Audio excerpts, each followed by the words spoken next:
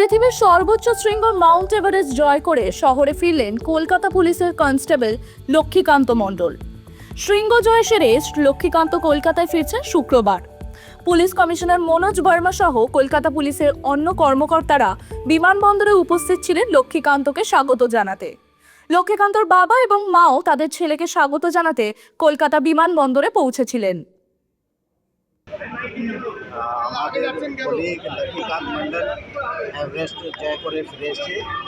ওনার বাবা মা family members, আমাদের কলকাতা পুলিশের টিম, ওয়েস্ট বেঙ্গল পুলিশের টিম সবাই এখানে উপস্থিত হয়েছেন ওনাকে ওয়েলকাম জানানোর জন্য।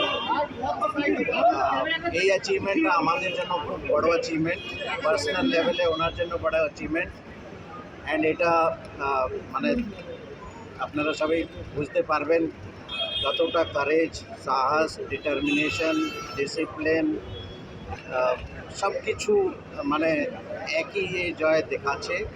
দ্যাট ডেডিকেশন হলে, গ্রিট থাকলে, ডিটারমিনেশন থাকলে, কারেজ থাকলে, ফিজিক্যাল অ্যান্ড মেন্টাল ফিটনেস থাকলে কি অ্যাচিভ করা যায়। অ্যান্ড যেখান থেকে উনি উঠে এসছেন, একটা গ্রাম থেকে এত বড় একটা কাজ করেছেন, তার জন্য Kolkata police, West Bengal police সবাই করবেন। স্পেশালি আমি ওনার বাবা আগে পুলিশে ছিলেন, উনি 2012-তে রিটায়ার করেছেন, এনবিএ ছিলেন। যেখান থেকে উনি উঠে এসছেন সেটা একটা আলাদা জিনিস আছে। অ্যান্ড আমাদের জন্য শেখার অনেক কিছু আছে, অনেক ইন্সপিরেশন আমরা পেয়েছি পার্সোনাল লেভেলে।